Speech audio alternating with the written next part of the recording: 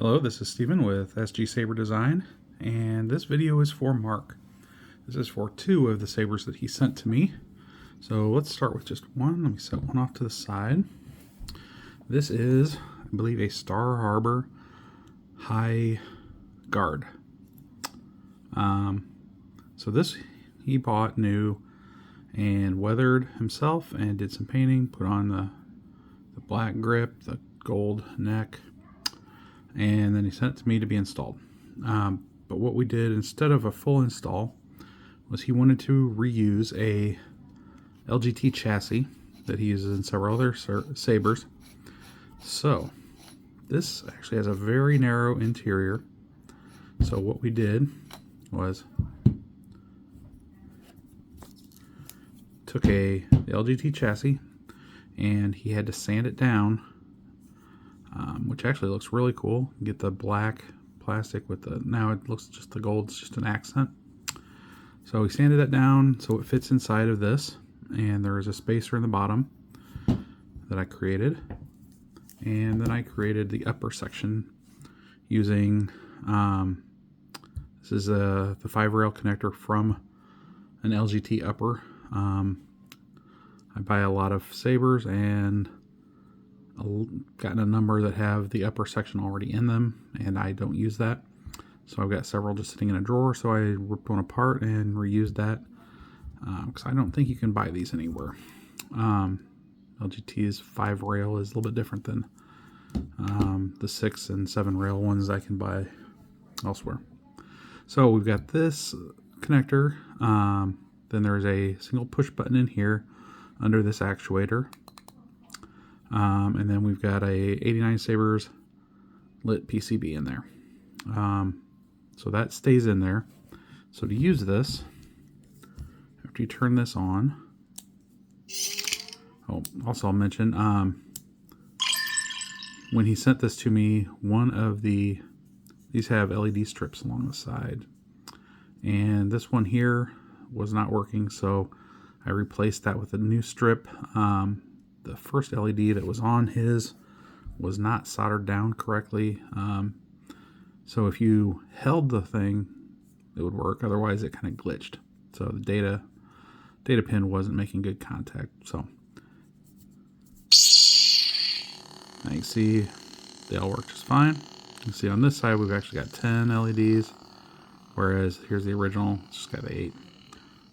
Doesn't make a whole lot of difference, but so to use this saber now, you've got to put the core in, speaker first, then you got to push it all the way down until it stops. And it's important that that's all the way down, because otherwise if you put that on, when you put this in, you don't want those pins just hitting just about anywhere on there. If you do it like this, once that's threading, those pins are always going to be lined up by the time they hit. So you're not going to cross any paths on there. So now that's on, we just touch our single button, and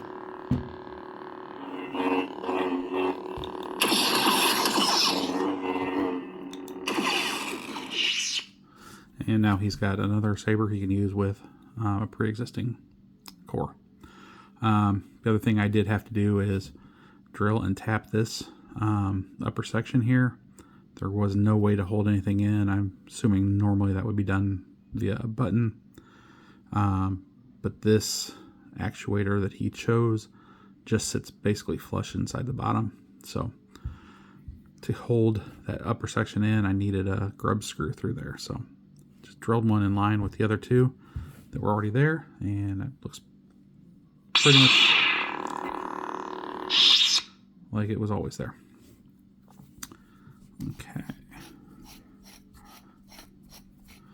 So when you're done, you just pull that straight off and then give it a tap and pull that out. You can turn that off.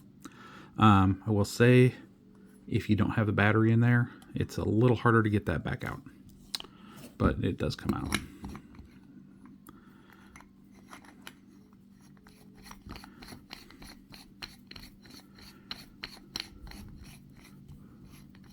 So that's Saber number 1. And Saber number 2. This is Dawn, Mark's MHS build. If you watch my channel at all, you'll see I did the original install on this, and it looked a bit different back then.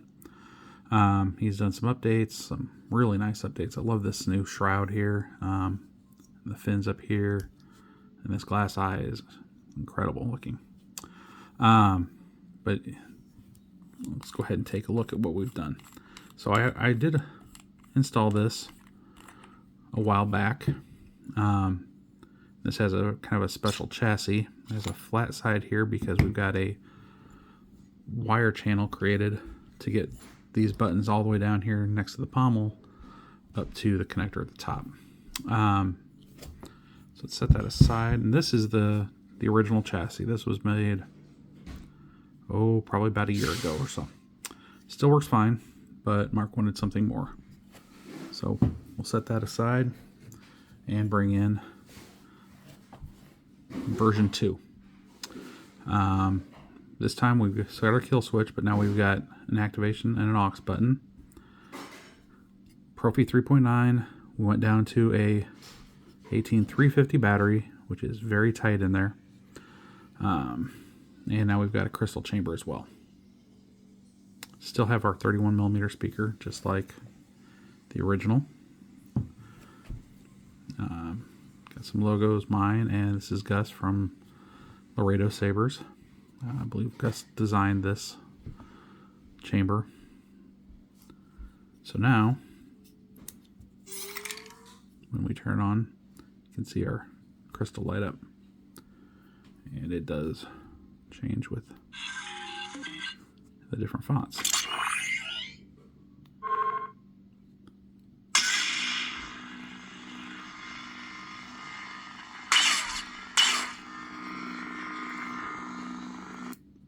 So this works exactly the same way as the other one. You just turn on. The flat section here goes towards the switches, the buttons. Put that in all the way.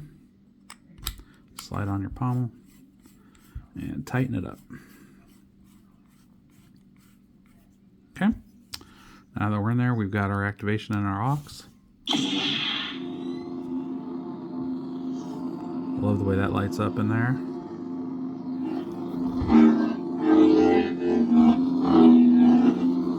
The 31mm speaker sounds incredible.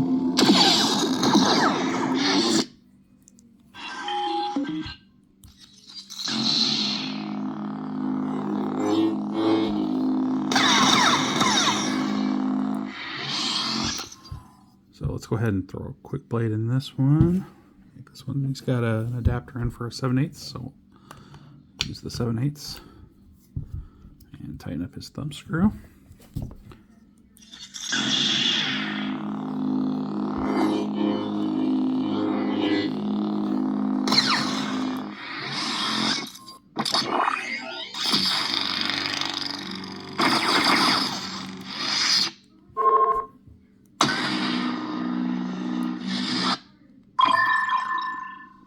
And Mark did his own config file on this one, so I don't know which one each of these fonts is off the top of my head, but